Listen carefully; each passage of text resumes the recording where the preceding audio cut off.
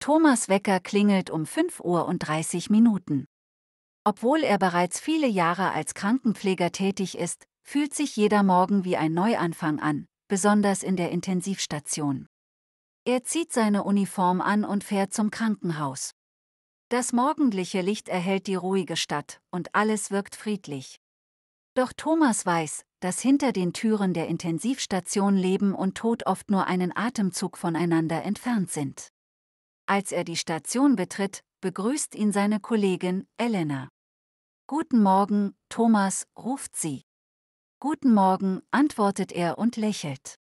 Nach der Übergabe von der Nachtschicht prüft er die Listen der Patienten, die er heute betreuen wird. Sein erster Patient ist Herr Müller, ein 70-jähriger Mann, der nach einer Herzoperation auf der Intensivstation liegt. Thomas überprüft sorgfältig alle Geräte und spricht sanft mit Herrn Müller, obwohl dieser wegen der Narkose noch schläft. Plötzlich ertönt ein Alarm von einem der Monitore am anderen Ende der Station. Thomas eilt sofort dorthin. Eine junge Frau, die nach einem Autounfall eingeliefert wurde, kämpft um ihr Leben. Zusammen mit den Ärzten und dem Pflegepersonal stabilisiert er die Frau. Nach einer stressigen halben Stunde wird sie wieder ruhiger und Thomas kann kurz durchatmen. Während seiner Pause spricht er mit Elena über die Komplexität ihrer Arbeit. »Es ist manchmal so überwältigend«, sagt sie. »Ja«, stimmt Thomas zu, »aber wir müssen uns erinnern, warum wir das tun.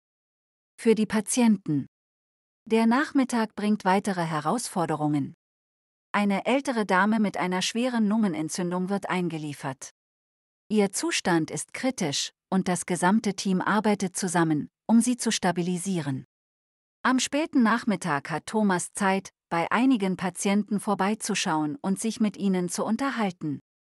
Ein junger Mann, der sich von einer schweren Grippe erholt, erzählt ihm von seiner Familie und wie sehr er sich freut, bald wieder nach Hause zu können. »Sie geben mir Hoffnung«, sagt er zu Thomas. »Vielen Dank«, Thomas lächelt und klopft ihm auf die Schulter. »Das ist unsere Aufgabe. Und Sie werden bald wieder gesund sein.« Es ist fast 20 Uhr, als Thomas seinen Dienst beendet.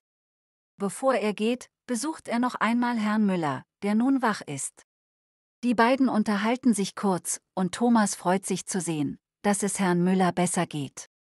Erschöpft, aber zufrieden verlässt er das Krankenhaus. Ein weiterer Tag in der Intensivstation liegt hinter ihm. Thomas weiß, dass jeder Tag schwierig ist, aber die Dankbarkeit der Patienten und das Wissen, Leben zu retten, geben ihm die Kraft, jeden Morgen aufzustehen und weiterzumachen.